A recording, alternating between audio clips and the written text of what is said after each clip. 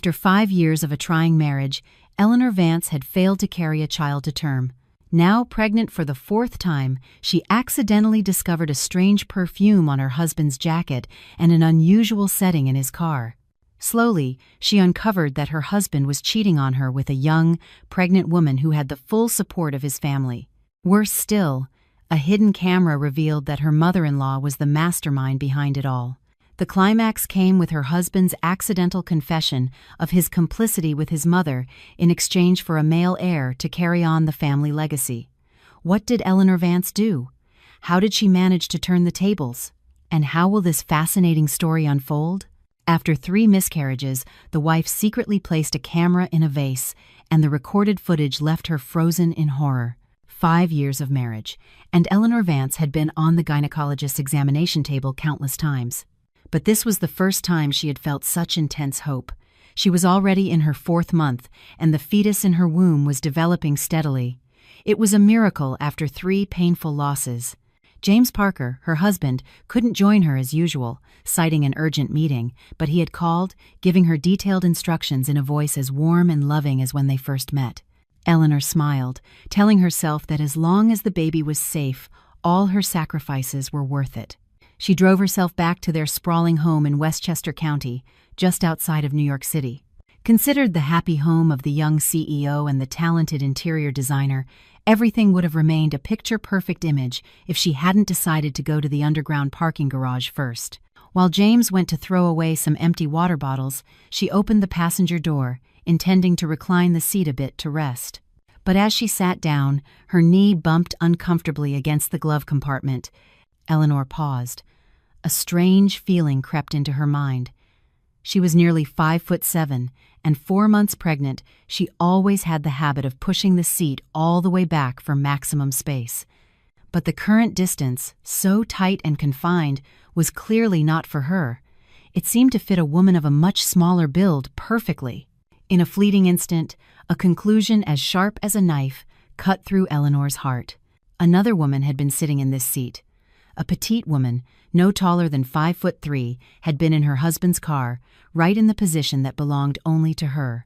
James had no close female friends. This she knew very well. Eleanor took a deep breath, trying to quell the tremor rising from the depths of her soul. She silently adjusted the seat back to her original position. A few minutes later, James got into the car, leaned over, and gently placed his hand on her belly, saying in a loving voice, "Daddy's little darling, were you good today? What did the doctor say, my love?" Eleanor forced the corners of her lips into a smile. Her voice was calm. "He's very healthy. All the tests are fine." She turned her face to the window, pretending to admire the passing scenery to hide the look in her eyes that had already turned complex. That evening, after dinner, James received a call and hurried into his home office. Eleanor finished cleaning up, passed by the laundry room, and saw the jacket he had just taken off. Unconsciously, she picked it up, and a strange, sweet, yet unfamiliar scent hit her nose. It was the ethereal aroma of gardenia, a woman's perfume, definitely not the one she used. Eleanor's heart plunged into an abyss. The seat position could have been accidentally adjusted by the car wash attendant, but for this perfume, there was no other reasonable explanation. She stood motionless in the laundry room. The designer jacket in her hand suddenly felt heavy. The home office door opened, and James came out. Seeing her standing there, he smiled and came to hug her from behind. His voice was still as warm as a summer day. "Why are you standing here, honey? I'm done with work. Let's go to bed soon. We have to take care of our baby's health, too." His embrace sent a chill down her spine. She gently pushed him away, trying to keep her voice as steady as possible, looking him straight in the eye. "James, your jacket smells like a strange perfume." James paused slightly. A flicker of confusion crossed his eyes, so fast that if you weren't looking closely, you wouldn't notice. He immediately brought the jacket to his nose. Then he laughed naturally. "Oh, I forgot to tell you, I met with Mrs. Thompson, our business partner, this afternoon to discuss the new contract. It must have rubbed off on me by accident. You women are so sensitive, really." He explained it perfectly, seamlessly, even joking with her intimately. But Eleanor Vance couldn't smile. She knew Mrs. Thompson, a woman in her 50s who was always distant and extremely professional. It was impossible for her to wear such a youthful perfume, let alone for the scent to cling so intensely by accident. A crack had appeared in the wall of trust she had built over the past 5 years. That night, lying next to her husband, who slept soundly with even breaths, Eleanor couldn't fall asleep. She stared at the dark ceiling, feeling enveloped in loneliness and fear. The worst nightmare wasn't the darkness, but realizing that the light she had trusted for so long was just an elaborate play. The next morning, Eleanor Vance woke up with slight dark circles under her eyes, but with a strange calm on her face. She didn't cry or make a scene.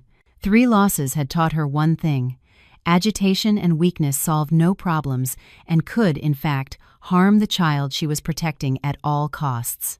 James had already prepared breakfast, a bowl of hot oatmeal and some simple side dishes she liked.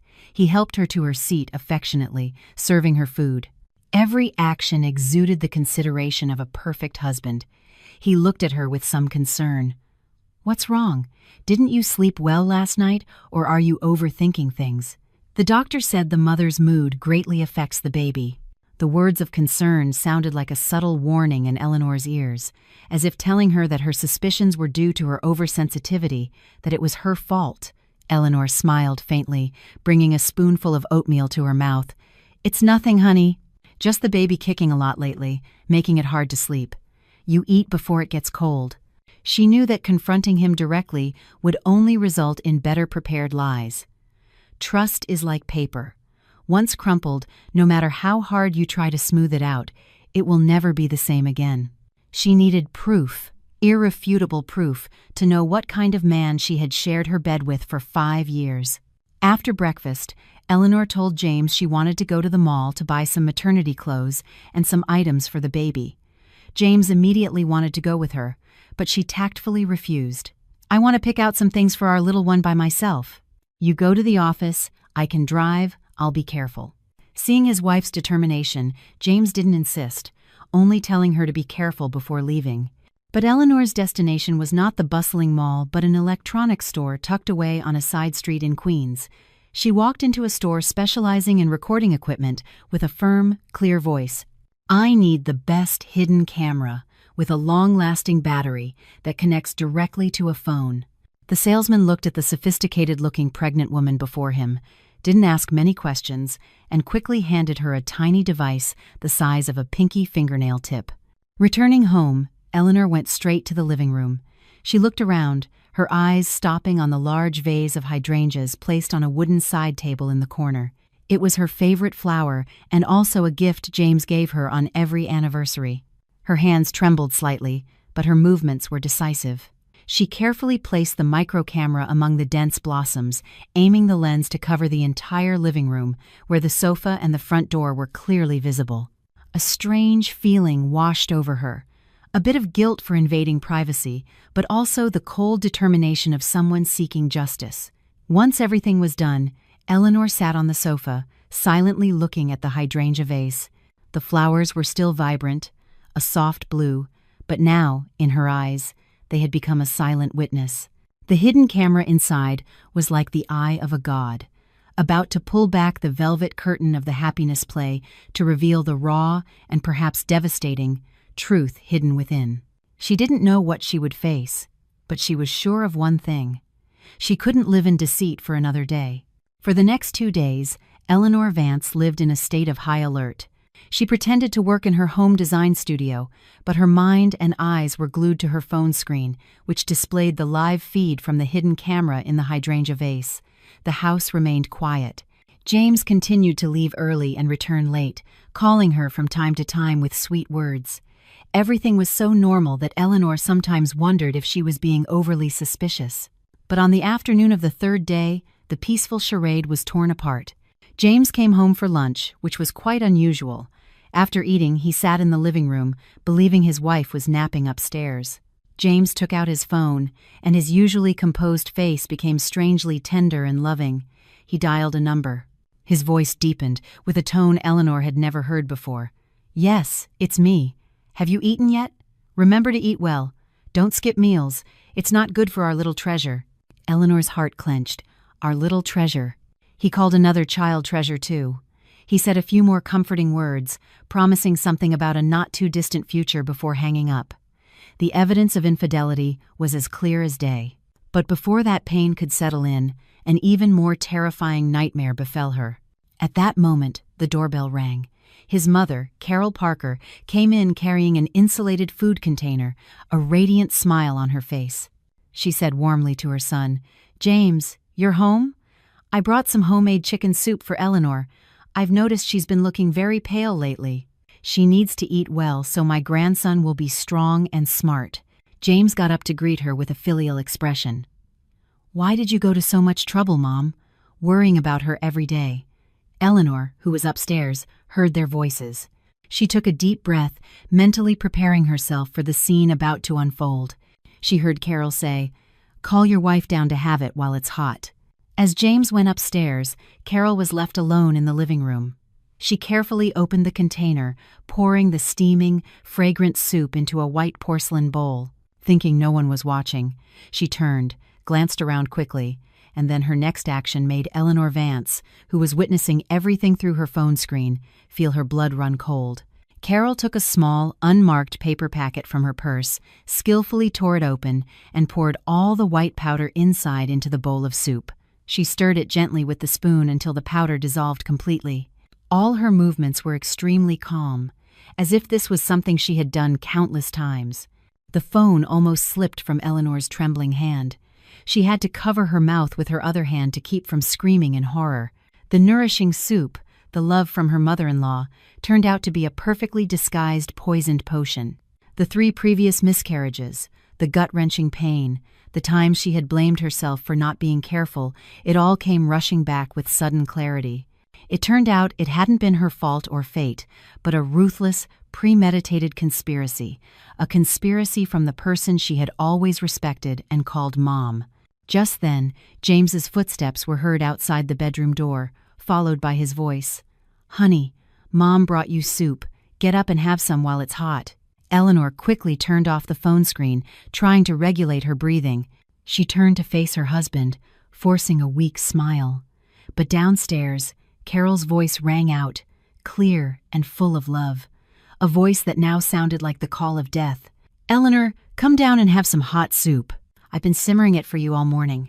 Eleanor Vance felt a shiver run down her spine, but on her face, she struggled to maintain her composure. She leaned on James's arm, slowly walking down the stairs, each step like treading on broken glass. Carol was sitting on the sofa. Seeing her daughter-in-law, she stood up hastily, holding the bowl of steaming soup, and said with a smile, "Come on, my dear, come and sit down, have it while it's hot. After this bowl, you'll be as strong as an ox." Eleanor took the bowl. Her hands trembled intentionally, as if she were deeply moved, and her palms were covered in cold sweat. She couldn't drink that soup, but she couldn't refuse it directly without arousing suspicion either. An idea flashed through her mind. As she turned to go to the dining table, her foot accidentally tripped on the edge of the rug. She let out a cry, and her whole body stumbled forward. The soup in her hands flew out, splashing all over the marble floor, and the bowl shattered into pieces. The strong smell of chicken soup filled the space. Carol and James rushed to her side at the same time, but their concerns were completely different. Carol, distressed, checked her hands and legs, her voice full of pity. "Oh my goodness, are you okay? Did you get burned?" Meanwhile, James looked at the mess on the floor and blurted out a complaint. "Why are you so clumsy? Mom's soup that she worked so hard on is all spilled." Eleanor lowered her head, her voice filled with remorse and fear. I'm sorry, Mom. It wasn't on purpose. I guess I just felt a little dizzy." The moment Carol turned to get a cloth, Eleanor, quick as lightning, used a clean tissue she had hidden in her jacket pocket to absorb a bit of the spilled soup from an area with fewer broken shards and discreetly tucked it back into her pocket. That afternoon, under the pretext of meeting a client to discuss building materials, Eleanor drove to a private testing lab hidden in the city center. She handed the tissue sample to the technician, requesting an analysis of all components, especially substances harmful to pregnant women. Leaving the lab, she didn't go home immediately but drove to a quiet coffee shop. Sitting in a secluded corner, she took a deep breath and dialed a phone number she hadn't contacted in a long time. The other line picked up quickly, a deep, warm, male voice. "This is Richard."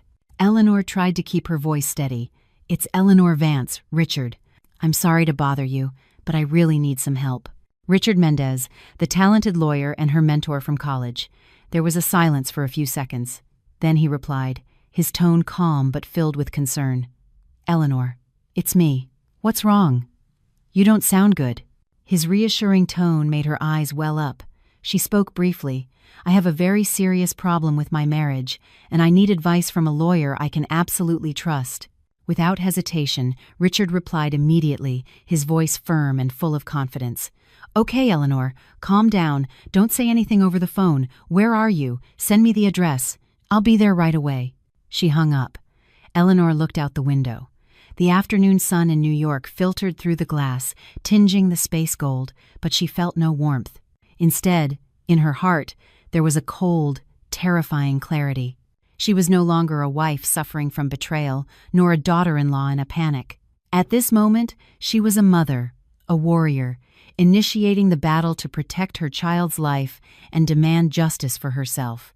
After James and his mother left, the house returned to a suffocating silence.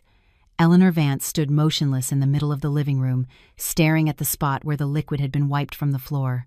The scene earlier had been too perfect.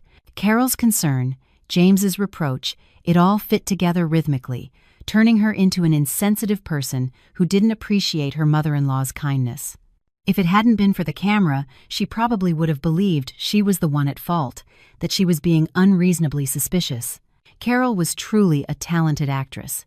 She hadn't been angry at all, only showing pity and worry. That false affection was 1,000 times more terrifying than any insult. She had held her hand, rubbing it gently, her eyes full of tenderness. "It's okay, dear. You spilled it. It's no big deal. As long as you're okay, I'm happy.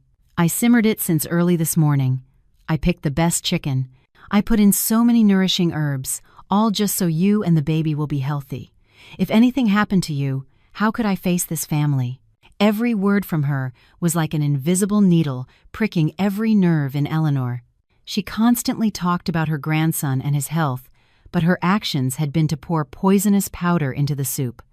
This disgusting contradiction made Eleanor feel nauseous. James, standing on the side, seeing his mother's distressed expression, turned to his wife with a frown. "Eleanor, look at yourself. Mom is getting older, and she comes all the way from her house every day to take care of you. Can't you be a little more careful? You need to appreciate her kindness. Don't make her feel bad." He said those words as naturally as if he truly believed his mother was a wonderful person and she was a useless daughter-in-law. Eleanor suddenly realized they weren't just accomplices, they were a perfect team. One acted, the other reinforced the belief, weaving a sweet trap together. Eleanor lowered her head, her shoulders trembling slightly, her voice choked with regret. "Yes, I know I was wrong. I'm sorry, Mom. I really appreciate your kindness. It's just that I've been feeling dizzy lately and can't walk steadily. It really wasn't intentional." Seeing her appearance, James's expression softened a bit, and Carol quickly waved her hand, continuing her role as the magnanimous mother-in-law. "It's okay, I don't blame you. All pregnancies are tiring. Go upstairs and rest. I'll clean up here." Before leaving, Carol didn't forget to hold Eleanor's hand and say affectionately, "I'll cook you another, even more nourishing bowl tomorrow, okay? Remember to take good care of yourself. Don't overthink things. Got it?" Eleanor nodded obediently, seeing her mother-in-law to the door, watching the shadow of her car disappear behind the iron gate. The moment the door closed, the weak smile and remorseful expression on Eleanor's face vanished instantly, replaced by a coldness and sharpness like ice. The play was over, and she had survived another scene. This house, the home she had strived to build, was now no different from a horror stage where she was both the spectator and the lead actress in the play of her own life. From that day on, Eleanor Vance became even more cautious. She used the excuse of morning sickness to refuse all the food and drinks her mother-in-law brought. She knew that as long as she was in that house, danger lurked everywhere. She was just waiting for the lab results and the right moment to launch her counterattack. And the opportunity came faster than she expected. On Saturday afternoon, Eleanor told James she had an appointment for prenatal yoga and dinner with some friends and would probably be back late. James readily agreed, even encouraging her to go out for a distraction. But Eleanor didn't go anywhere. She just drove to a coffee shop near her house and sat there. Her phone was always in camera viewing mode. About half an hour after she left, the phone screen lit up, reporting movement in the living room. Eleanor's heart skipped a beat. She saw James open the door and walk in, and behind him was none other than a young woman. The girl was wearing an immaculate white dress. Her long black hair fell over her shoulders. Her delicate face had large, round eyes. She looked both innocent and pitiful. Eleanor instantly recognized the gardenia perfume that had clung to her husband's jacket the other day. It was undoubtedly hers. James took the girl's hand, pulling her to sit on the same sofa where the two of them sat to watch TV every night. The young woman looked around the exquisitely designed home, her voice clear but not hiding her envy and longing. "This is the house you share with that woman? It's really beautiful. She must be very happy." James hugged her, stroking her hair, his voice full of promises. "Soon it will be our house. Yours, mine, and our son's." Eleanor clenched the phone in her hand. Our son. So that was the reason for all this cruelty and lies. The girl, who must be Sophia Miller, snuggled into James's lap with a worried expression. She gently touched her still flat stomach, her voice coquettish. "James, I'm still worried. She won't let you go so easily. I don't want our son to be born without a proper name, pointed at by people." James laughed, a confident and cruel laugh Eleanor had never seen. He leaned close to Sophia's ear and whispered, but loud enough for the camera to record clearly. "Don't worry. Everything is within my mother's and my plan. Didn't everything go smoothly the previous times? Just a little more time. Something will happen to her on its own. By then, you and our son will enter this house with full rights. Something will happen to her." Those 5 words stabbed into Eleanor's heart like a dagger, leaving her breathless. So the previous miscarriages had been the masterpieces of the mother and son. It wasn't just about getting rid of unwanted babies. It was part of a larger plan.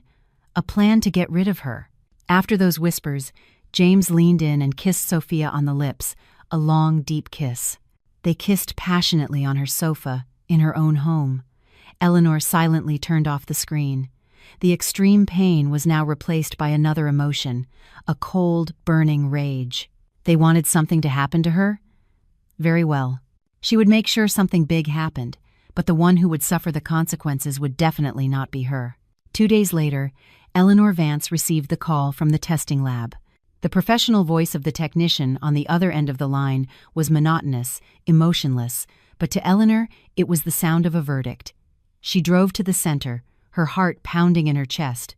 Although she was mentally prepared, although she had witnessed it with her own eyes, she needed an official document, irrefutable scientific proof, to confirm that her nightmare was real. The technician handed her a carefully sealed envelope. Her hands were icy as she took it, feeling like she was holding her own destiny.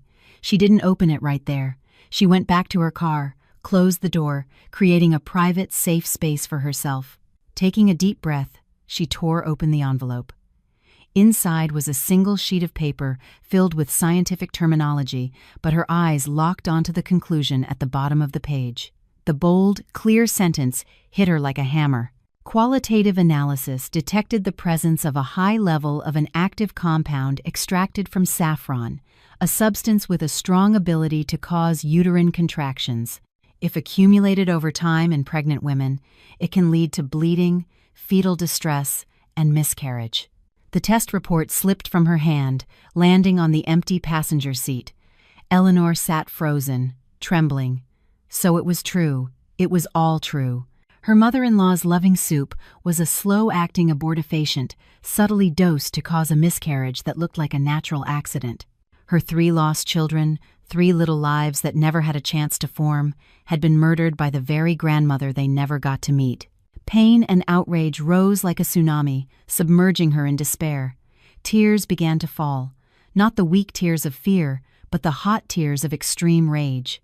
She cried for her innocent children. She cried for the 5 years of youth and love she had devoted to an accomplice to a crime. She cried for her own stupidity in trusting a family that showed her affection on the outside but conspired to destroy her on the inside.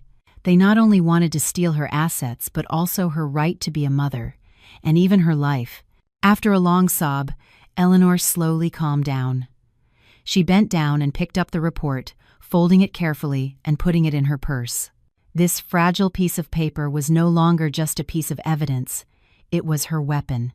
It was the sword of justice that would vindicate her honor and avenge her lost children. The weakness had completely disappeared, leaving only an iron will. They had turned her from a wife and mother into a warrior. And once a warrior goes to battle, they would have to pay for every tear, every drop of blood she shed. The next morning, Eleanor Vance was in Richard Mendez's law office. She placed a USB drive and the original copy of the lab results on his desk. The air in the room grew heavy. When Richard saw the video of Carol putting the powder in the soup, his face darkened. Then he read the lab results. Surprise and outrage were evident in his eyes. He looked up at Eleanor. The woman in front of him, though haggard, had a strangely firm gaze. His voice became deep and serious. "Eleanor, do you know what this is? This is no longer a civil divorce case. This is an act of intentional and systematic battery. Repeatedly, it could constitute attempted murder. This level of cruelty is unimaginable." Eleanor nodded. Her voice was as cold as ice. "I know. That's why I came to you. I want them to pay the highest possible price." Richard pondered for a moment, tapping his finger gently on the table. He analyzed professionally. "Our evidence is very solid, but to completely take them down in court, especially to expose Carol's true face, we need to understand her motive. Such a cruel act can't come from ordinary hatred. There must be a deeper reason. I suggest we hire a private investigator to thoroughly investigate Carol's past. Any information, no matter how small, can become a decisive weapon." Trusting Richard's judgment completely, Eleanor agreed immediately. Just a few days later, the private investigator sent a confidential file to Richard. He called her to his office. In the familiar room, Richard pushed the file toward her. Eleanor opened it. Inside were yellowed documents and a detailed report. She read, and a shocking secret buried for decades was exposed. Carol, before marrying James's father, had a first marriage and a son. The boy's name was Jamie, and he died at the age of 5 due to an incurable congenital heart defect. The report also attached statements from old neighbors. They recounted that after her first son's death, Carol had changed. She became obsessed with health, with the word legacy. She constantly talked about having a healthy, perfect grandson to carry on the family name. All the scattered pieces fit together perfectly in Eleanor's mind. Her mother-in-law's sick obsession was the source of the whole tragedy. She didn't hate her. She simply saw her as barren ground, unable to produce the golden seed she desired. Her 3 miscarriages weren't accidents, but failed purifications in her eyes. And Sophia Miller, with her promised male pregnancy, was the new fertile ground she had chosen, the hope for a perfect grandson by her insane standards. Eleanor closed the file. A sense of disgust and bitterness welled up in her chest. She was not the victim of simple hatred, but of a decades-long sick obsession, a madness covered by the disguise of affection. Understanding this didn't lessen her pain, but it made her goal clearer than ever. She knew what kind of monster she was facing. After discovering her mother-in-law's sick obsession, Eleanor Vance understood that James couldn't have been unaware. Such an obsessed mother could not have perfectly hidden all the clues from her only son, on whom she pinned all her hopes. James's silence was complicity. But knowing was one thing, and having proof was another. To make it impossible for him to deny it in court, she needed a confession from his own mouth. She decided to set a trap, a warm, false family gathering. Richard helped her arrange a key character for this trap. Eleanor told James she wanted to host a small party at home to celebrate her new project, that she had just signed a successful contract, and also to make up for her recent volatile mood. James, of course, was delighted. He thought his wife had finally come to her senses, putting aside her suspicions. He invited a few close friends, including Tony, whom he considered his best friend, not knowing that Tony was the person Richard had infiltrated. The party went on in a cheerful atmosphere. Eleanor played the role of the exemplary wife to perfection, constantly serving food and wine to her husband and his friends. When she saw that James was dizzy from the alcohol, Eleanor excused herself, saying she was tired and needed to rest upstairs, leaving the space for the men. Before leaving, she discreetly turned on the recorder of an old phone she had placed on a nearby bookshelf. Downstairs, after a few more drinks, Tony began to steer the conversation according to the script carefully prepared by Richard. He patted James on the shoulder with a sympathetic tone. "Hey man, Eleanor seems tired lately, doesn't she? Looks like this pregnancy is harder than the previous ones. You have to take good care of her. You don't want another accident to happen." James, already drunk, sighed, letting out a litany of complaints. "What do you know? There's so much pressure. It's not fun. So much hope, then so much disappointment. I'm exhausted." Tony lit a cigarette, took a long drag, and said casually, "Or maybe she's just not compatible with your family? I see your mom is very worried. She's always asking you about a grandson." This sentence struck a nerve with James. He grabbed the wine bottle, poured himself a full glass, and downed it in one go. His voice became slurred but full of bitterness. He leaned close to Tony and whispered, but just loud enough for the phone to record everything. "My mom, she just wants what's best for me. She has her ways. I knew about the previous times, but what could I do? Anyway, they were just unformed fetuses. Letting them go isn't a big deal either. As long as I get a healthy son, any sacrifice is worth it." That cold, cruel confession came out of his mouth smoothly, as if it were an undeniable truth. He knew everything, but had chosen to remain silent and accept his mother's crime. A few minutes after Tony left, Eleanor's phone received an audio file. She put on her headphones, lying in bed, silently listening to every word from her husband, whom she had once loved with all her life. That familiar voice now sounded strange and disgusting. The last illusion, the last glimmer of hope that he might have just been deceived, had completely vanished. He was not just a cheating husband. He was a cold-blooded accomplice, willing to sacrifice his own children to satisfy his selfishness and his family's obsession. In the darkness, a single, ice-cold tear rolled down Eleanor's cheek. It was no longer warm. With all the irrefutable evidence in her hands, the video of Carol poisoning, the lab results, the photos of James and Sophia being intimate in her own house, and finally, the audio of his confession, Eleanor Vance felt a strange calm. She had suppressed the pain and outrage, transforming them into a detailed and decisive plan of action. This was not the time for weakness, but for reclaiming everything that belonged to her and her child. The first and most important step was to secure her financial independence, so that after leaving this hell, she and her child could live a stable life without depending on anyone. She had another meeting with Richard Mendez, not to cry or vent, but to discuss strategy. She laid out her thoughts lucidly and logically. Richard listened to her with admiration in his eyes. He didn't expect this seemingly fragile woman to have such a strong spirit and a clear mind. With his advice, Eleanor began to act secretly and swiftly.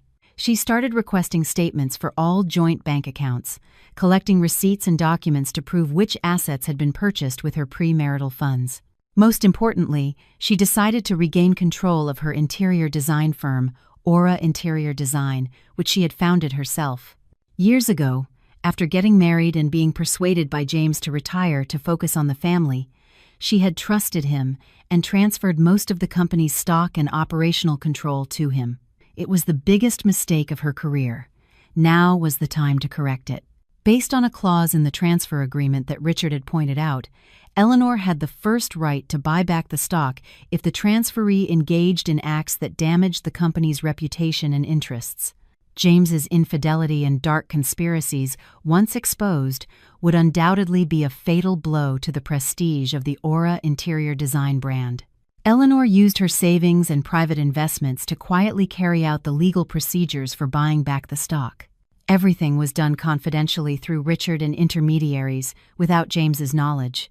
He was still absorbed in his plans, thinking his wife was just a meek little lamb. He didn't know that this lamb was reclaiming the entire forest, step by step. Meanwhile, at home, she remained a sweet wife, a pregnant woman in need of care. She continued to smile at her husband, continued to thank her mother-in-law, but behind that smile was a mind calculating every move. The contrast between her outward appearance and her internal actions created immense pressure, but it also made her sharper than ever. Every day that passed, she felt a little stronger, like a sword being sharpened in the fire. Finally, the day came. Eleanor sat in Richard Mendez's office, putting her pen to the last page of the transfer file. From that moment on, Aura Interior Design, her brainchild, had officially returned to the hands of its true owner. She looked at her signature on the paper. It wasn't just a name, it was the strongest declaration of independence. She had built her fortress, accumulated enough supplies and weapons. Now she was completely ready to throw open the door of that rotten castle and make those living inside pay the price. Once she had all the key cards in her hand, Eleanor Vance decided not to confront James and his mother directly. She understood that a criminal alliance built on deceit and greed was also extremely fragile. The smartest blow was not to attack the strongest brain, but to hit the weakest link and make them devour each other. And the weakest link in their plan was none other than Sophia Miller, the young mistress dreaming of a luxurious future. Through the private investigator, getting Sophia's phone number was not difficult.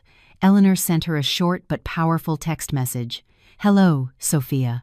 This is Eleanor Vance. I think we have some things to clear up. Let's meet once, for the sake of both our futures." Sophia, after some hesitation, finally agreed. She probably thought it was a negotiation or a jealousy scene from the defeated wife, an opportunity to assert her position of true love. They arranged to meet at an elegant coffee shop, with enough privacy but also crowded enough to prevent any impulsive acts. Eleanor arrived first, choosing a corner table. She wore an elegant maternity dress, lightly made up, with the air of a true matriarch. When Sophia walked in, Eleanor observed her calmly. The girl was indeed young and beautiful, but in her eyes there was a mix of self-assurance and defiance. Sophia sat down opposite, crossed her arms over her chest, and began with a condescending tone. "Why did you call me? If it's to ask me to stay away from James, I advise you to save your breath." Eleanor didn't get angry, she just smiled faintly. A smile that Sophia found incomprehensible. She didn't talk about infidelity or mention James. Instead, she slowly placed her latest sonogram photo on the table, the image of a small life growing in her womb. Her voice became low, with a distant sadness. "Sophia, this is my 4th pregnancy. I assume you know James and I have been married for 5 years. She gently pushed the photo toward Sophia and continued to speak. Her voice was monotonous, but each word carried the weight of 1,000 pounds. The previous 3 times, the babies didn't stay with me. They left when they were only 3 or 4 months old. You're going to be a mother too. You must understand how sacred the feeling of waiting for a child is. And maybe you can also imagine how terrible the pain of losing one is." Eleanor didn't raise her voice, didn't reprimand her. She simply recounted her story, but that very calmness had a terrifying power of damage. Sophia's expression began to change. The self-assured smile on her lips hardened, replaced by confusion. She wasn't stupid. Eleanor's words hit her like a lightning bolt, forcing her to connect the dots. 3 unexplained miscarriages. A mother-in-law who always talked about a male heir. And now, the subtle appearance of the legal wife. An invisible fear began to envelop Sophia. Eleanor noticed the change, stood up, picked up her purse, and ended the conversation. "I just wanted you to know that. I wish you and your child good luck." Eleanor turned and left, leaving Sophia frozen in the coffee shop. The winner's confidence had completely vanished, replaced by the panic of someone who had just realized she was walking into a deadly trap. She suddenly realized that the family she was trying to enter was not a paradise, but a tiger's den. And if Eleanor Vance had lost her children 3 times, there was no guarantee that she and the baby she was carrying wouldn't be the next victims. Sophia Miller left the coffee shop in a state of total panic. Eleanor Vance's words swirled in her head like a curse. She immediately called James. Her voice was no longer flirtatious but trembling and accusatory. James was at home. Thinking his wife hadn't returned yet, he went straight to the living room, sat on the sofa, and took the call with complete nonchalance. His entire conversation was recorded in full by the hidden camera in the hydrangea vase. On the other end of the line, Sophia almost screamed, "James, you lied to me. Eleanor Vance found me and told me she had miscarried 3 times. Your mother did it, didn't she? Is it true?" James was startled, stood up, and paced back and forth in the living room, trying to calm his mistress. His voice was a little annoyed, but he tried to be gentle. "Sophia, calm down and listen to me. Why did you meet with her?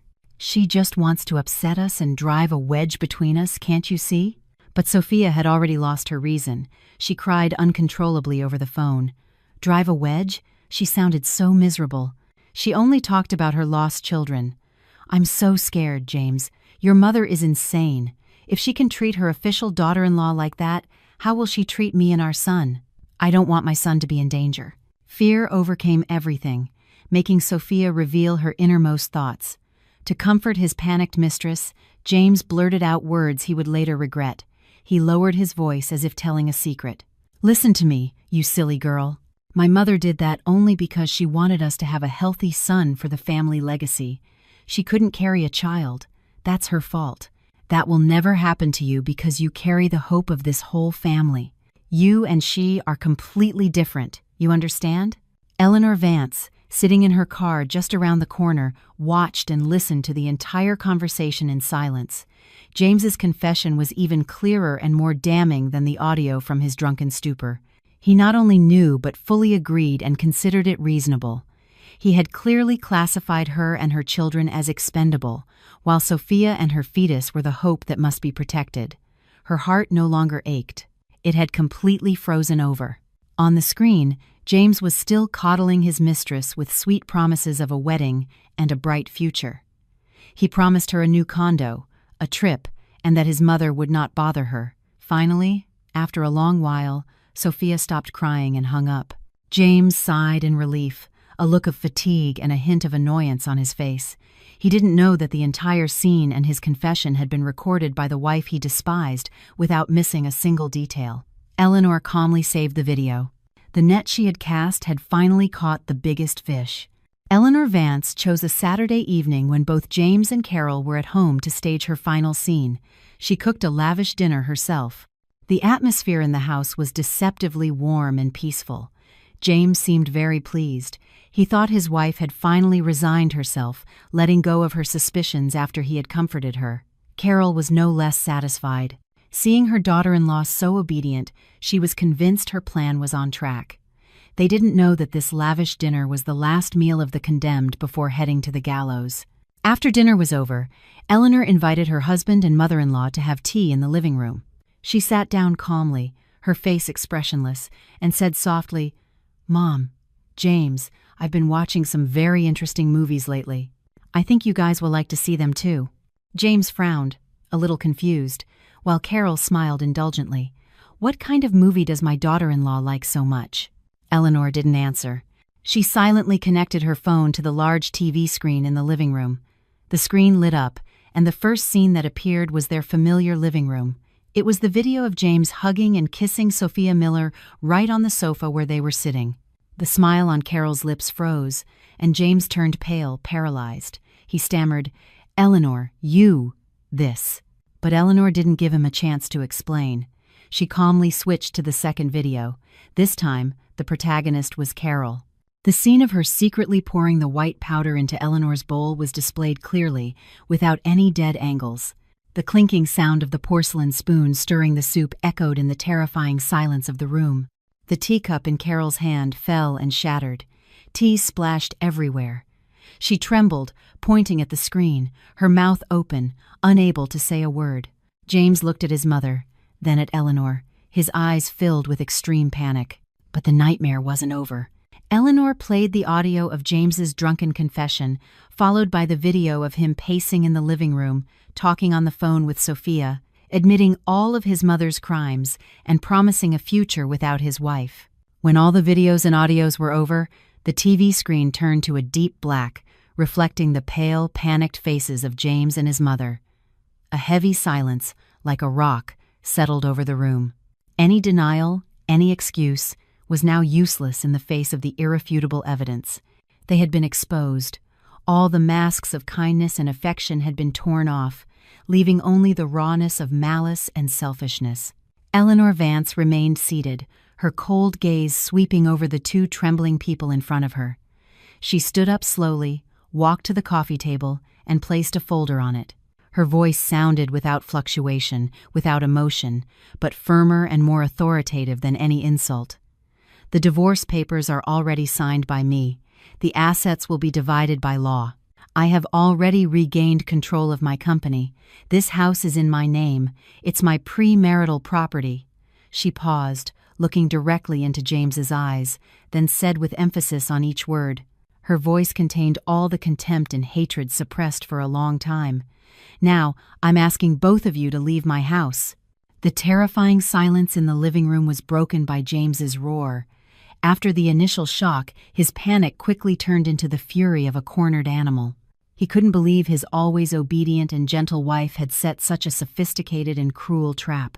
He pointed a finger at her, the veins on his forehead bulging. His voice was hoarse. "Eleanor Vance, you're insane. Why did you set all this up? You want to destroy this family? You want to destroy me, right?" Eleanor just sneered, a cold, sarcastic smile. "Destroy you, James? The ones who have destroyed this family are you and your mother, not me. I'm just cleaning up the mess you two have created in my own home." Carol had also come to her senses by then. She began to scream, resorting to her usual tactic of playing the victim. "Oh my God, what have I done to deserve a daughter-in-law like this? I've bent over backward for her, cared for her in every detail, and now she falsely accuses me. James, defend me. She wants to kick us out of the house?" James looked at his mother, who was crying her heart out, then at his wife with a look as sharp as a knife. He began to use his last resort. He approached Eleanor, lowered his voice, his words full of threat. "Do you think you can get a divorce so easily? I'm warning you, Eleanor Vance. If you dare to escalate this, I'll make sure you never see the child again. Don't forget, the baby in your womb also carries my last name, Parker." He believed the child was Eleanor's fatal weak point, the trump card that would make her submit. He smiled smugly. "You have no family background. You have no one to back you up. Do you think you can fight me in this family? If I want to, I have 100 ways to prove in court that you're an unfit mother, that you suffer from depression and can't raise the child. By then, you will have lost everything. Do you understand?" These vile threats didn't scare Eleanor. On the contrary, they only increased her disgust for the man in front of her. She looked him straight in the eye. Her gaze was strangely calm, even with a hint of pity. She said slowly, her voice clear, "James Parker, it seems even at this moment you don't understand the problem. The one who needs to be afraid now is not me, but you and your mother." She gently touched her belly, a protective gesture. "You want custody? Fine, we'll see each other in court. Let's see. What right does a father who is an accomplice in a plot to kill his own children and a grandmother who wants to poison her own grandchild have to talk about family and custody? Do you think the evidence I just showed you is just to scare you? A copy is already in my lawyer's office." Eleanor's words fell like a bucket of cold water on James's anger, leaving him stunned. He realized that the woman in front of him was no longer the Eleanor Vance he knew. Eleanor Vance's words were like a sentence that completely shattered James's pride and confidence. He looked at her in amazement, unable to believe that the woman he had always thought was easy to control had prepared everything so meticulously. Just as the silence and tension in the living room reached their peak, the doorbell rang suddenly, a dry, untimely sound. Eleanor showed no surprise. She walked calmly to the door, as if she already knew of this visitor's arrival. The door opened, and Richard Mendez appeared in an elegant suit, his demeanor calm and professional. Behind him, an assistant carried a thick briefcase. Richard's presence was like a final bucket of cold water, extinguishing the last faint spark of hope in the hearts of James and his mother. They realized that Eleanor was not alone. She had solid support, a force they could not underestimate. Richard entered the house, nodded politely to Eleanor, then turned to the two sitting on the sofa, his gaze sharp as if it could see through their souls. He handed them his business card. His voice was not loud or low, but it carried an invisible weight. "Good evening, Mr. Parker, Mrs. Parker. I'm Richard Mendez, Eleanor Vance's attorney. He paused, letting the word attorney sink into their panicked minds. Before continuing, I came today to officially inform you of a few things. We have compiled a complete file of all evidence regarding the act of intentional and systematic battery on a pregnant woman and the conspiracy to appropriate assets by you two. He signaled to the assistant to place the briefcase on the table. The dry click of the briefcase lock opening in the silence echoed like a judge's gavel. Richard took out a stack of documents without showing them, just holding them, as if holding their fate. This evidence, including videos, audio recordings, medical analysis results, and witness statements, is sufficient grounds to initiate a criminal case. According to current law, the act of the lady here can be prosecuted for the crime of aggravated battery and the gentleman's act for being an accomplice in covering up a crime. That's not to mention the issues related to assets and custody that we will clarify in the divorce court. Carol began to tremble, and sweat soaked James's forehead. The dream of getting custody, of making Eleanor leave empty-handed, had vanished. Now the problem was no longer money, but freedom. Richard looked them in the eye, delivering the final blow that would crush all resistance. And just so you don't bother thinking, a copy of this file was sent to the police this afternoon. I believe they will be contacting you soon to start the investigation. My advice at this time is for you to find a lawyer for yourselves. With that said, Richard didn't stay a second longer. He nodded to Eleanor and left with his assistant, leaving behind a ruined battlefield. James and Carol slumped on the sofa, their faces drained of blood. They had lost, and disastrously so. The war had not even begun, but they already knew their fate. Power, money, the things they once considered their supreme weapons were now useless before the net of justice that Eleanor Vance had cast. After Richard left, James and Carol scrambled to gather their personal belongings in a state of extreme panic. There were no more threats, no more crying scenes, only fear. As soon as they got into their luxury car and the door closed, the terrifying silence was broken by Carol's shriek. She turned to hit her son. Her voice was shrill and full of hatred. Useless. It's all your fault. I raised you and educated you for so many years. I handed over the entire business to you, and you can't even control one woman. Now she's going to trample all over us. Are you happy that I'm going to jail? James, who was in a state of extreme stress, exploded at his mother's curses. He pushed her away, shouting with equal resentment, "It's all your fault, Mom. If you hadn't done those evil things, we wouldn't have come to this. I told you 1,000 times to stop, but you wouldn't listen, always thinking only of a male heir, a grandson. Now look, there's no grandson, only jail." He stomped on the accelerator. The car shot off into the night like a wounded animal fleeing. The argument in the car escalated. The mother and son blamed each other. The bitterest words, the long hidden resentments, were unleashed mercilessly. Carol cursed Eleanor as a jinx, and James roared that it was his mother's stupidity and malice that had ruined everything. Driving and arguing with his mother, he paid no attention to the road. The car swerved at high speed, just at a moment of distraction as he turned to shout at his mother, "It's all because of you." James didn't see the truck pulling out of a side street. The pitiful screech of brakes was followed by a terrible crash. The luxury car was thrown against the median, the front end mangled, with white smoke rising. All the noise of the argument ceased suddenly, leaving only the sound of the fine rain and the shrill honks from onlookers' cars. Eleanor Vance had just changed into comfortable pajamas, preparing to enjoy the first night of peace after long days of tension, when her phone rang. It was an unknown number. She picked it up, and an unfamiliar, serious voice sounded. "Am I speaking to Eleanor Vance? This is the District Traffic Police. Your husband, James Parker, has been in a serious car accident. Please come to the Central Hospital immediately." Eleanor froze. The phone almost slipped from her hand. She no longer felt love or concern, but the news shocked her. Her plan had been interrupted by an unexpected turn. She quickly changed her clothes, took a taxi, and headed to the hospital. The chaos of the emergency room hit her, the smell of disinfectant, the sound of doctors' and nurses' hurried footsteps, the cries of patients' families. It all mixed together in a deafening jumble. She saw 2 gurneys being pushed into the operating room with 2 blood-covered figures. Although she couldn't see their faces, she knew it was James and his mother.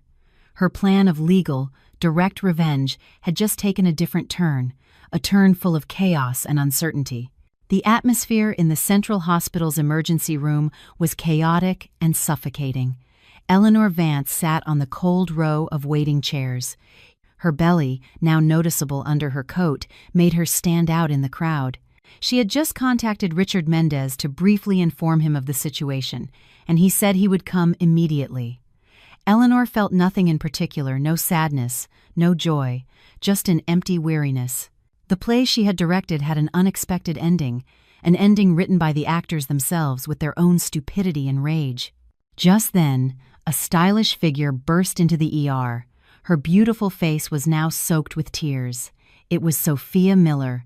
Seeing Eleanor, she lunged toward her like a moth to a flame, her eyes red and swollen, her voice shrill.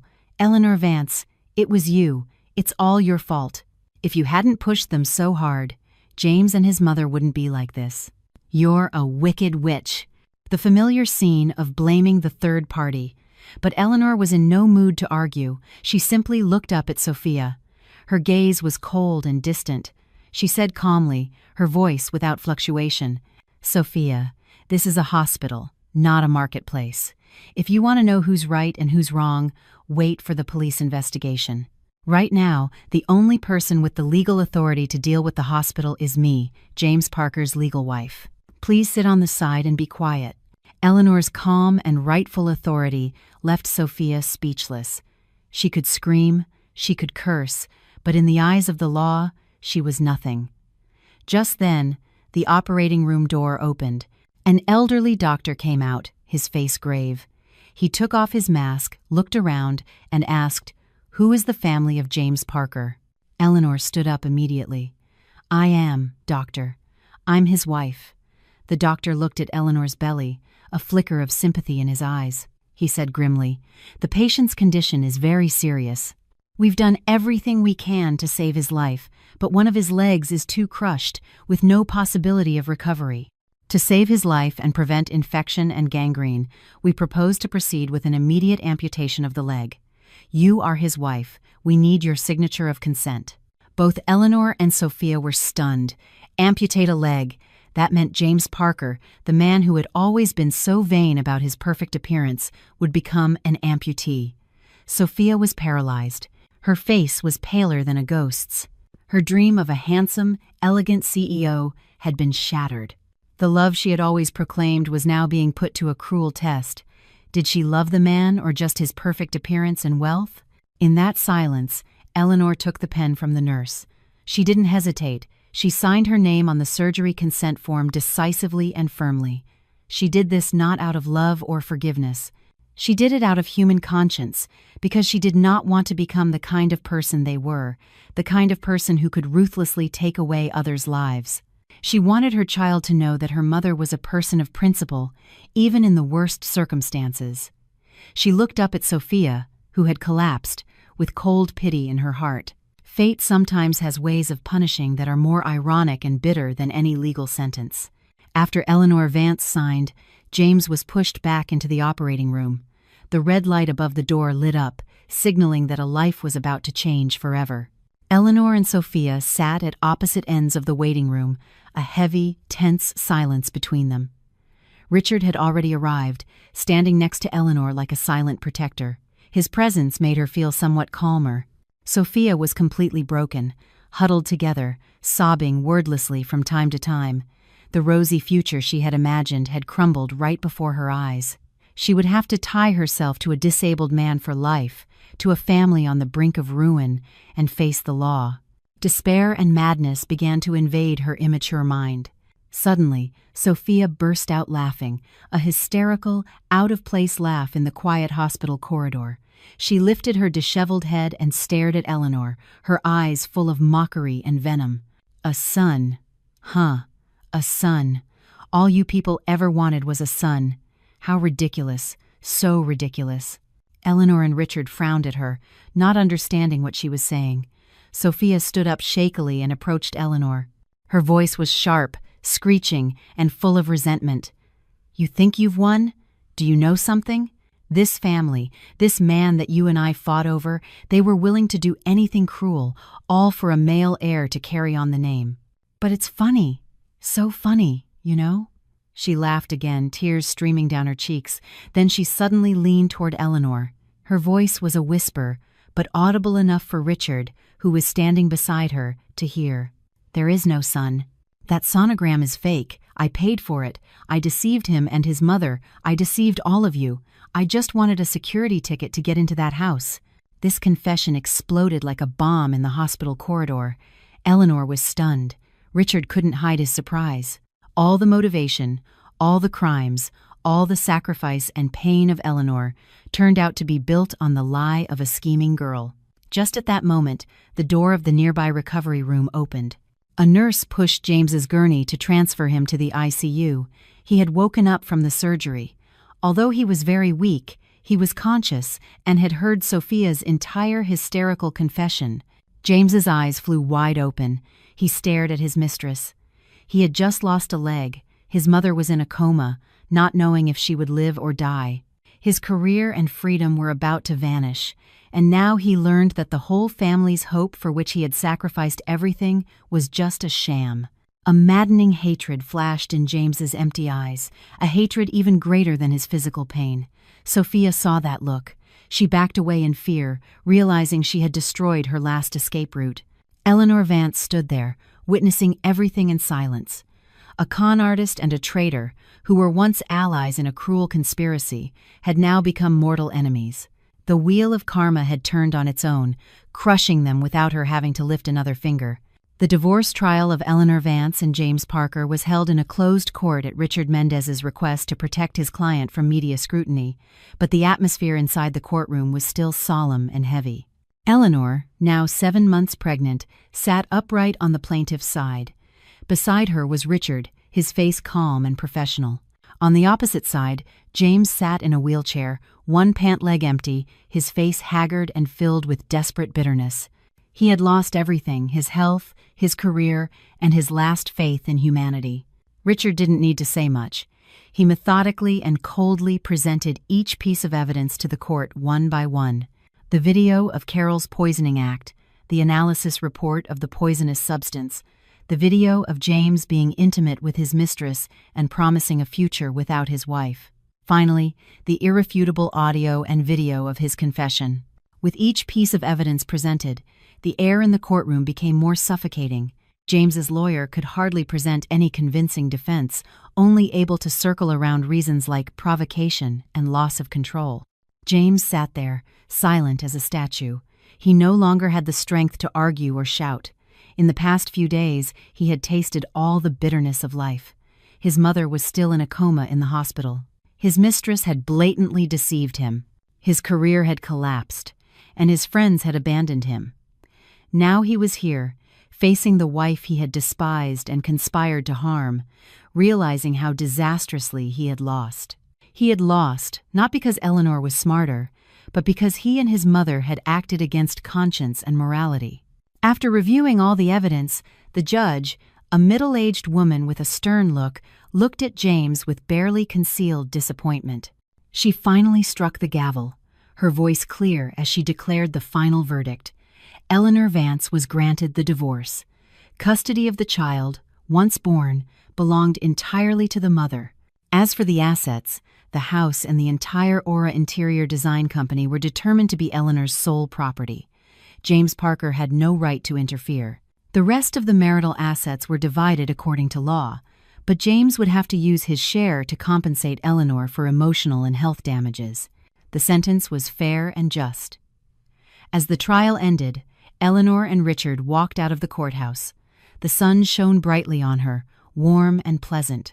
She took a deep breath, her lungs filled with the fresh air of freedom. Her hellish marriage was officially over. She had won not only on the legal front but had triumphed over her own weakness, rising above adversity to protect her child and reclaim her own life. Richard looked at her, his eyes shining with tenderness and pride. He said softly, "It's all over, Eleanor. From now on, live well." Eleanor turned to look at him.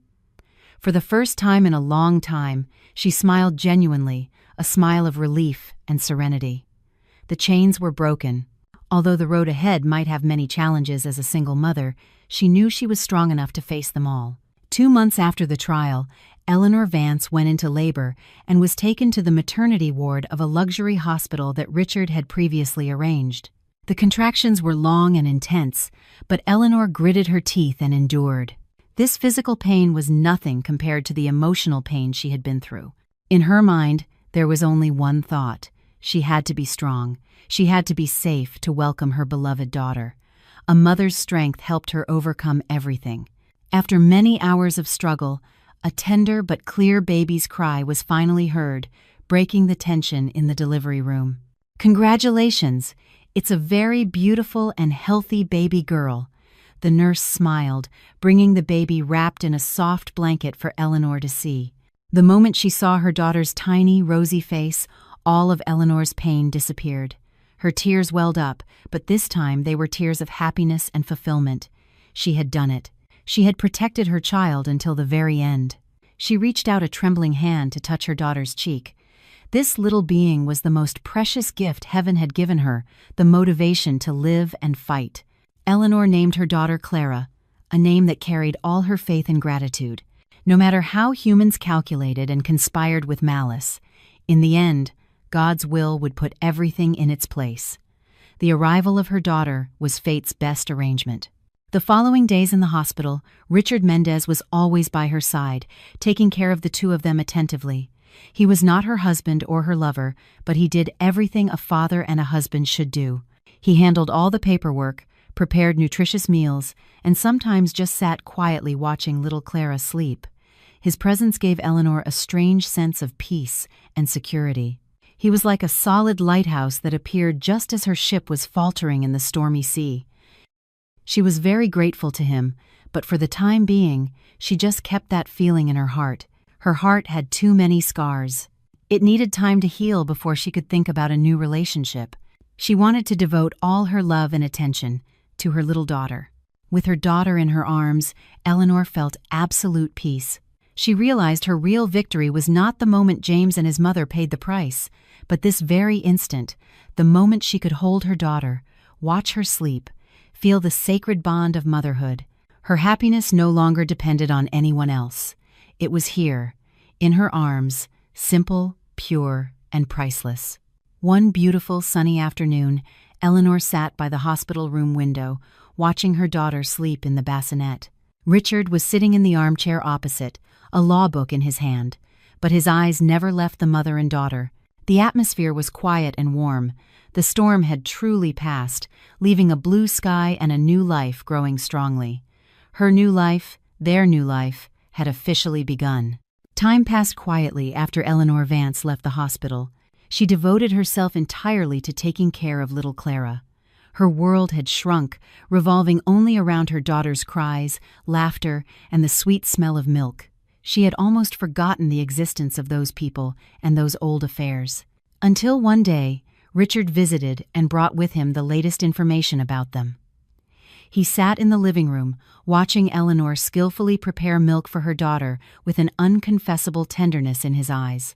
He waited until she finished feeding her and put her to bed before he started talking. He said in a monotonous voice, as if reporting a case, "Eleanor, Carol's criminal case has a preliminary result. She woke up from the coma, but due to the severe brain injury, she is paralyzed on the left side of her body and her speech is no longer clear." The court considered her health condition, but with the irrefutable evidence of repeated, intentional battery, she will still face an appropriate prison sentence. She will likely spend the rest of her life in the prison infirmary. The obsession with a perfect legacy finally ended with her own imperfection. Perhaps it is fate's most ironic punishment. Eleanor listened silently. She felt no joy, only a void. This woman had caused her so much suffering, but now, hearing that she was paying the price, she did not feel happy. Perhaps because she had completely emerged from that mire. What happened to those who remained trapped no longer mattered to her, she asked calmly. "And the others?" Richard continued. "Sophia had a miscarriage after the extreme emotional trauma. James, in a fit of hatred over the deception, has completely disowned her, not giving her a single penny of support.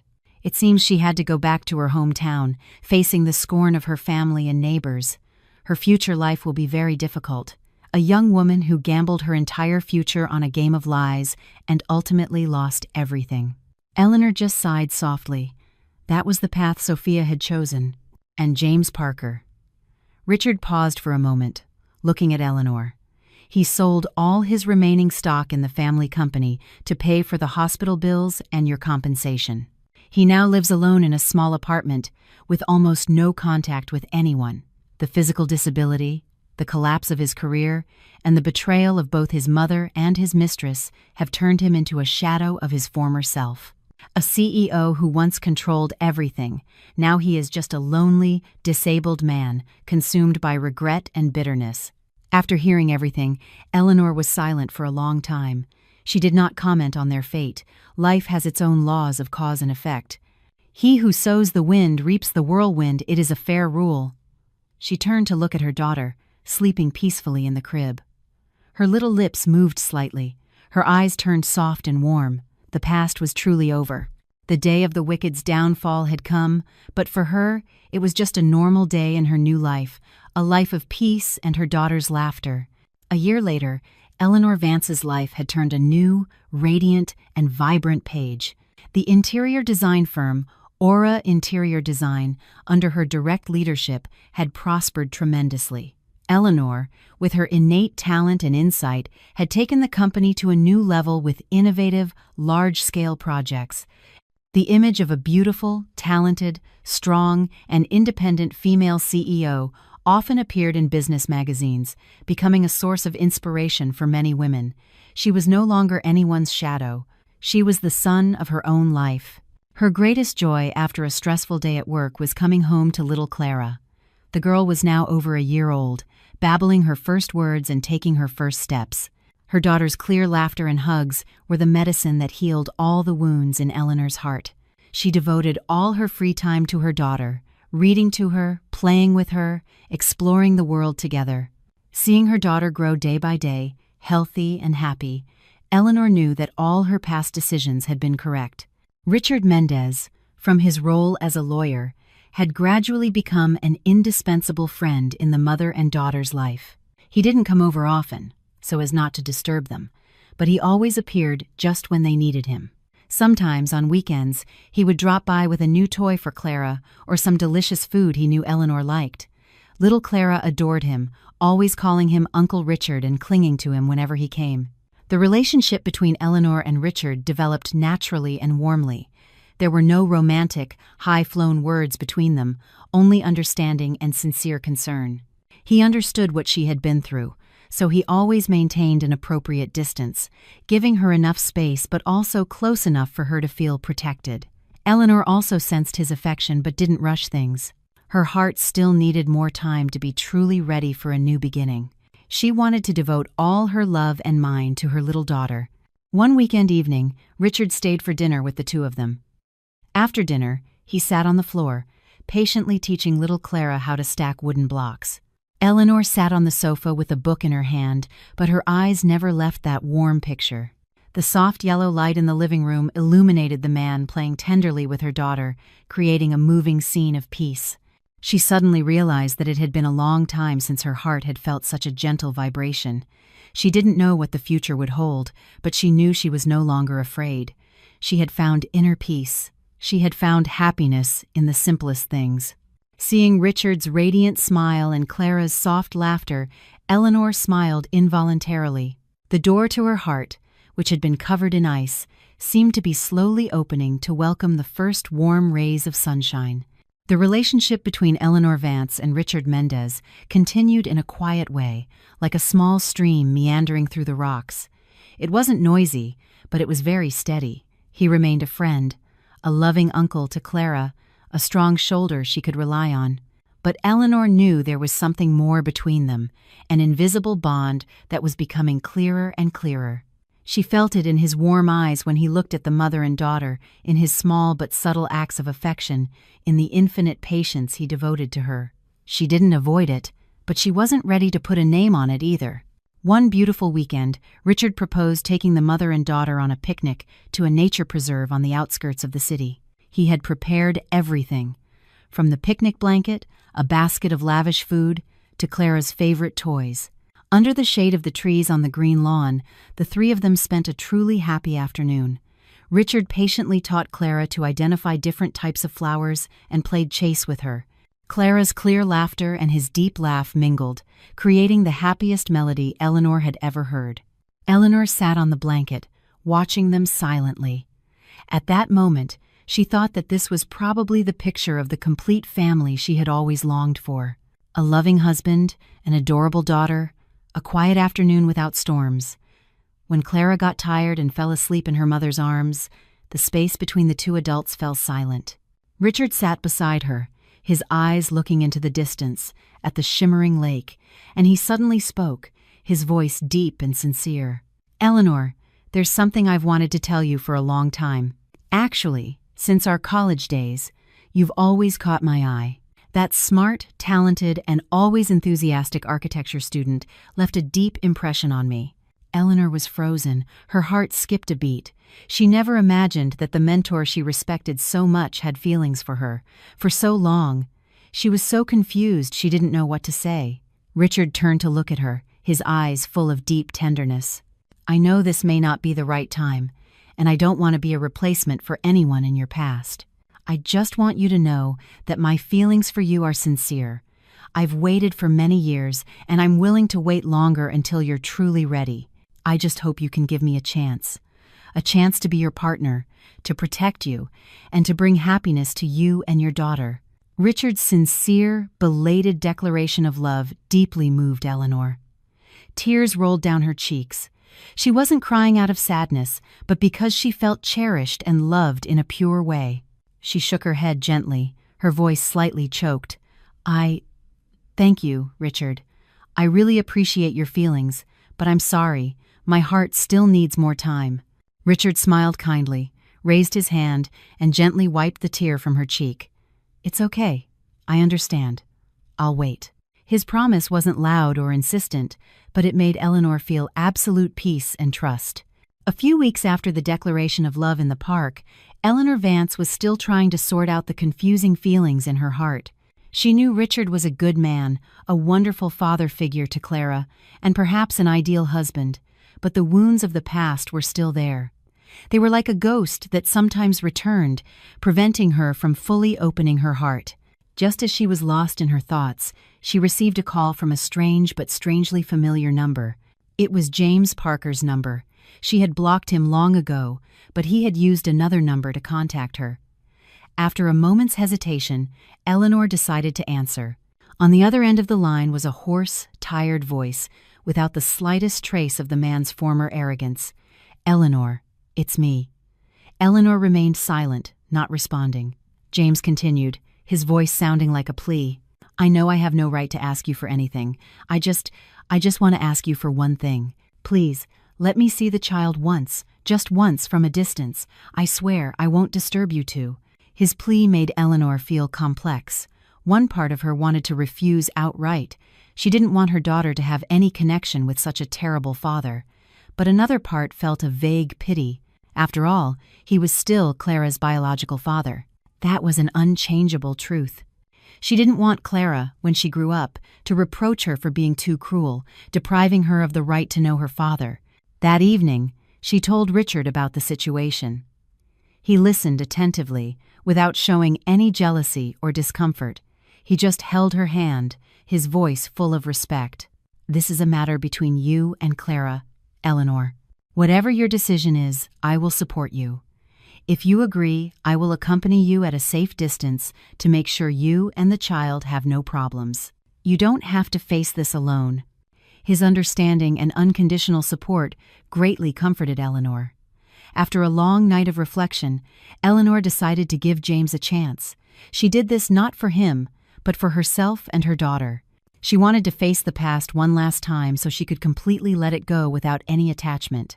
She also wanted that when Clara grew up and asked about her father, she could answer serenely that she had not prevented it, but that he himself had lost his right to be a father. She sent a text message to James, agreeing to meet at an outdoor cafe in a park on the weekend. She chose a public, crowded place to ensure absolute safety. With the phone in her hand after sending the message, Eleanor took a deep breath. She knew this was the last time she would allow the past to return. After this meeting, the door named James Parker would be forever closed in her life. On the agreed weekend, Eleanor Vance pushed Clara's stroller, slowly entering the outdoor cafe in the park. Richard, as promised, had arrived earlier and chosen a table in another corner, far enough not to disturb the meeting but close enough to intervene if necessary. Eleanor saw him, nodded briefly to reassure him, then headed to the empty table she had reserved. James Parker was already sitting there. He was in his wheelchair, thin, his face haggard, his beard unshaven. He looked like a shadow of his former self. In contrast to a radiant, vibrant Eleanor Vance, the contrast became even more cruel. When he saw Eleanor approaching with her daughter's stroller, James's previously empty eyes lit up a little, but were quickly covered by guilt and pain. He didn't dare to look directly at Eleanor. His eyes were fixed on the small body sleeping peacefully in the stroller. It was his daughter, a life he had indirectly consented to destroy. Silence settled over the small table. Eleanor said nothing, just sat quietly and ordered an orange juice. James also remained silent. He just sat there, extending a trembling hand as if wanting to touch his daughter, but then pulled it back, not daring. Time passed slowly. James sat like a statue, staring at his daughter. He was probably trying to find a trace of himself in the small face, or perhaps he was immersed in late regret. Eleanor didn't speak either. She had nothing to say to this man. All the hatred, all the resentment seemed to have dissolved after all the events. Now, seeing her ex-husband in this deplorable state, she only felt that he was a stranger, a person worthy of pity but not forgiveness. Then she saw, on the haggard face of James Parker, a hot tear roll down and fall onto his worn-out pants. A tear of regret, of irreparable loss. He had had everything in his hands, a talented and beautiful wife, a family, a career, but he had destroyed it all himself. Perhaps only at this moment did he truly realize what he had lost. Feeling that the meeting had been enough, Eleanor stood up slowly, not saying goodbye, just nodding slightly at James, a nod that did not mean forgiveness, but simply an end. Then she turned around, pushing Clara's stroller, her back straight, her steps firm. She did not look back. She knew that the greatest forgiveness was not to say it out loud, but to let the past sleep and live a good life in the present. She didn't need to forgive him. She just needed to free herself from the burden of the past. As she walked away, the warm afternoon sunlight shone on her shoulder, creating a radiant aura. She walked towards Richard, who stood up and waited for her, smiling. The past was truly left behind. The last door leading to the painful memory had been gently and decisively closed by herself. As Eleanor Vance approached with the stroller, Richard didn't ask about the meeting. He simply came to her side, his voice as soft as a spring breeze. "Do you want to take a walk? The air in the park is very nice today." Eleanor nodded. She needed a moment of calm to sort out her thoughts. The meeting, though brief, had had a great impact. It was like a final gust of wind that blew away the last remaining dust in her heart. She felt light, wonderfully serene. They walked side by side along the small gravel path under the arches of green trees. Little Clara had woken up. Her dark eyes looked around curiously. The silence between them was not awkward. On the contrary, it was full of understanding. After a long while, it was Eleanor who broke the silence. She looked at Richard, her eyes sincere and a little embarrassed. "Richard, about what you told me at the picnic, I've thought about it a lot." Richard stopped. He turned to look at her with a flicker of hope in his eyes, but still tried to remain calm so as not to pressure her. Eleanor took a deep breath, as if gathering all her courage to say the words that came from the bottom of her heart. "I was very scared. I was afraid of trusting a man again. The old wounds were too deep, and they made me think I could never love again." She looked up and met his eyes, her cheeks slightly flushed, her voice a little shaky but immensely firm. "But over time, your sincerity, patience, and warmth made me realize that not all men are the same." She met his gaze, her cheeks flushed, her voice slightly trembling but very firm. "And I realized I have feelings for you too. I don't know when it started. Maybe it was when you always showed up when I needed you most. Or maybe it was when I saw the way you played so tenderly with Clara. I just know that by your side, I feel peaceful and secure." Eleanor's confession left Richard stunned for a moment, and then immense joy flooded his eyes. He said nothing. He slowly reached out and took her hand. The warmth of his palm transmitted, warming her entire heart. They found a nearby stone bench and sat down, their hands still intertwined. Richard looked at her. His voice was emotional. "Eleanor, thank you. Thank you for giving me and yourself a chance." They sat together, watching little Clara, who was curiously trying to reach for a fallen yellow leaf. They made no grand promises or passionate gestures. A simple handshake and a look of understanding were enough to say it all. The sun slowly set, dyeing the entire park a warm orange. Together, they pushed Clara's stroller home. The shadows of the two of them stretched out on the path, intertwining, creating a picture of a happy and peaceful family. Eleanor Vance knew she was taking the firmest steps towards happiness, a happiness she fully deserved. A quiet, lasting happiness built on the foundation of respect and sincere love. After the sincere declaration of love and the warm handshake in the park, the relationship of Eleanor Vance and Richard Mendez entered a new phase. It was no longer friendship, nor a passionate love, but a deep, lasting affection. He became an indispensable part of the mother and daughter's daily life. He didn't move in with them, but almost every evening he came for dinner, helped her clean up, played with Clara, and left after the little girl fell asleep. He did everything naturally and measuredly, which made Eleanor feel very comfortable and respected. For little Clara, Uncle Richard's presence had become a familiar and joyful thing. In her small world, Uncle Richard was the person who could throw her into the air and catch her safely, the one who patiently spent hours assembling complex models, the one with a deep voice who told the best fairy tales. She adored him, trusted him unconditionally. Eleanor smiled happily seeing this bond, secretly thanking fate for bringing this man into her life. One evening, as the three of them were playing together on the living room rug, Clara was trying to stack a tall tower with wooden blocks, but it kept falling over. The little girl looked frustrated, pouting. Richard smiled, took a larger block, put it as the base, and said gently to the girl, "Sweetheart, we need to build a very solid base so the tower won't fall down. Try again, okay?" Clara looked at him. Then she looked at the block, seeming to understand. She picked up another block, but instead of placing it herself, she lifted her large, round eyes to Richard, holding out the block with her small hand, and then a tender but clear sound came from her small mouth. "Daddy." Both Eleanor and Richard froze, almost breathless. Clara, seeing that he didn't react, called out again with a more impatient tone, more clearly, "Daddy, stack!" At that moment, time seemed to stand still. Richard felt his heart being enveloped by a warm wave, an intense emotion he had never experienced. He had waited for this day, but he didn't expect it to come so suddenly and so sweetly. He leaned down and hugged the little girl tightly, his voice hoarse with emotion. "Yes, Daddy's here. Daddy will stack it for you." Eleanor, sitting opposite, witnessed everything. Tears rolled down her cheeks. They were tears of fulfillment. Clara's call of Daddy was not just a word. It was a recognition. The purest approval from a child's innocent soul proved that Richard's sincere love had been felt and reciprocated by her daughter. It was also the affirmation that their small family, a family rebuilt from the rubble, was now truly complete. Richard hugged Clara, lifted his head to look at Eleanor. His eyes also shone with tears. He smiled at her, a smile of indescribable happiness. Eleanor smiled back at him through her tears. They had a family, a real family. Clara's call of Daddy became the most powerful catalyst, breaking the last remaining barrier in Eleanor Vance's heart. The relationship between her and Richard became closer and more natural than ever. He no longer left every night.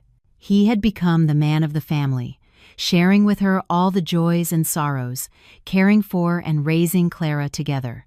Eleanor's life was now filled with laughter and warmth, a simple happiness she had thought she would never achieve. One night, on the anniversary of when they officially started being together, after Clara fell asleep, they sat on the windy balcony, enjoying a glass of wine. Under the romantic yellow light, they reminisced about the journey they had taken. Eleanor rested her head on Richard's shoulder. Her voice was a little dreamy.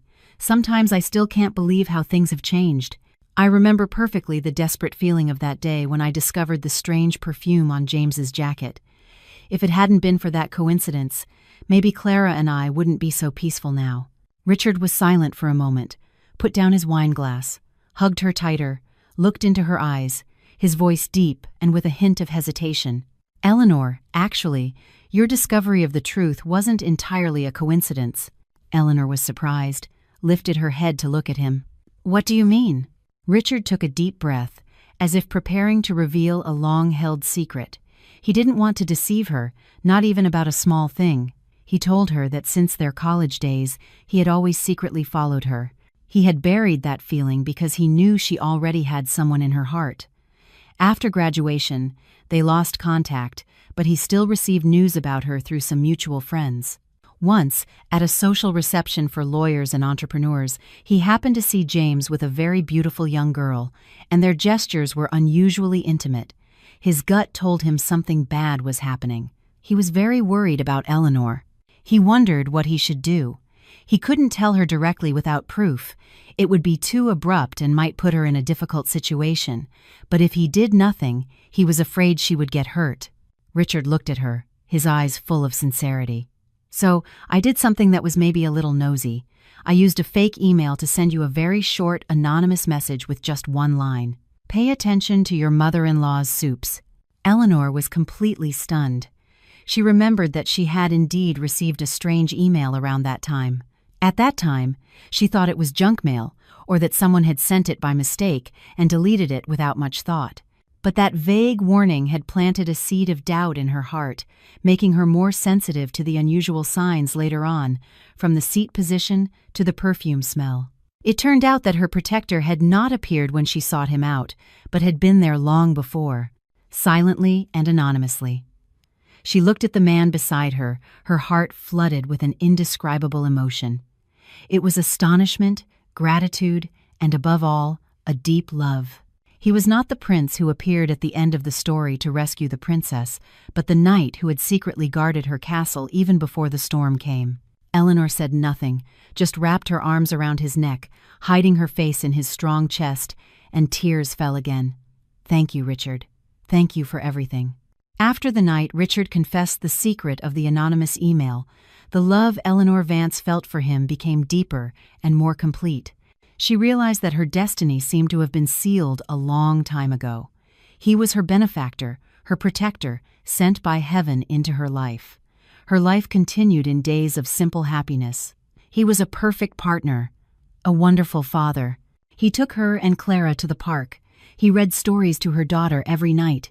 He shared her work pressures and the small joys of life. One late autumn afternoon, Richard told her he wanted to take her to a special place. He had asked a trusted nanny to take care of Clara for a few hours. Eleanor was curious but happily agreed. He drove to the waterfront. The sun was slowly setting, dyeing the entire sky, and the river a romantic orange. The lights of the skyscrapers on the other side of the river began to light up, creating a beautiful and magnificent landscape. They walked hand in hand along the riverbank. The cool breeze blew gently, bringing with it the chill of the water. When they stopped at a spot with a panoramic view, Richard suddenly turned to look at her, his eyes deep and full of intense affection. He took both her hands, his voice deep and sincere. Eleanor, do you know? During the darkest years of my life, when I thought I had lost the woman I loved most, your image gave me the motivation to keep going. I told myself I had to be strong. I had to be successful so that one day, if we had the chance to meet again, I could have the right to stand by your side and protect you. Eleanor's heart was deeply moved by his words. He continued, and now that you are really by my side, I feel like the luckiest man in the world. I don't want to promise you big things. I just want to promise you one thing. I will use the rest of my life to bring peace and laughter to you and Clara. I will build a solid fortress so that no storm can ever harm you two again. With that said, in front of Eleanor's astonished and emotional gaze, Richard slowly knelt down on one knee, took out a dark blue velvet box from his pocket, opened it, and inside was an exquisitely and elegantly designed diamond ring. The sparkle of the diamonds mingled with the city lights, creating a mesmerizing beauty. He looked up at her, his eyes full of love and expectation. "Eleanor Vance, will you marry me so that I can spend my whole life taking care of you and our daughter?" Tears of happiness streamed down Eleanor's cheeks. She couldn't speak, only able to nod repeatedly. She had been through a long, dark, and cold winter, and now this man had brought all the warmth of spring into her life. Richard was overjoyed. He carefully placed the ring on her ring finger and stood up to hug her tightly. Under the glowing sunset, with the entire beautiful city as a witness, they shared a deep kiss, a kiss that testified to a love that had overcome all trials and found a safe harbor. The wedding of Eleanor Vance and Richard Mendez was held shortly after. It was not an extravagant ceremony but a warm party on the beach. Only their closest friends attended. Eleanor did not choose wedding dresses from famous brands. She designed her own immaculate white wedding dress. The style was simple but extremely elegant, radiating the mature, sophisticated, and happy beauty of a woman who had overcome the storm. It was not just a dress. It was the story, the reincarnation of herself. On that great day, the most important main character was not the bride or the groom, but a little angel named Clara. The little girl in her pink princess dress was as pretty as a flower, and she was the one who brought the rings to her father and mother. As she toddled down the aisle covered with rose petals, carrying the ring box towards them, all the guests were moved to tears. That image was more beautiful than any vow. It was the most vivid testimony of a happy family built on sincere love. Standing on the altar, under an arch of romantic white flowers, Richard held Eleanor's hand tightly. He looked at her, his eyes full of love and appreciation. The vows he spoke were not poetic words, but simple words that came from the bottom of his heart. "Thank you for coming to me, bringing light and spring with you. From today on, Eleanor Vance and Clara will be my two sweetest responsibilities and my two most precious possessions." Eleanor smiled through her tears. She knew she had found the right man, a man who would love her daughter as his own. The party went on in a cheerful and warm atmosphere. There were no cumbersome procedures, only sincere wishes, infectious laughter, and free dancing on the sand. As night fell, Eleanor stood looking at the vast ocean. Richard came up from behind, gently placing a thin shawl over her shoulders. He hugged her, listening together to the gentle sound of the waves. Eleanor leaned against his strong chest, feeling absolute peace. She had once resented fate, had been submerged in pain and despair. But now, looking back, she felt grateful. Grateful for the storms that had made her stronger and more resilient. Grateful for the stumbles that had helped her realize the value of true happiness, and grateful that life had not been so cruel, bringing Richard and Clara to her side, compensating her for everything she had lost. She looked at the man beside her, who had loved her patiently and generously, and then looked at her daughter playing with other children, her heart filled with complete happiness. Happiness may come late, but once it arrives, it is more radiant than any dawn.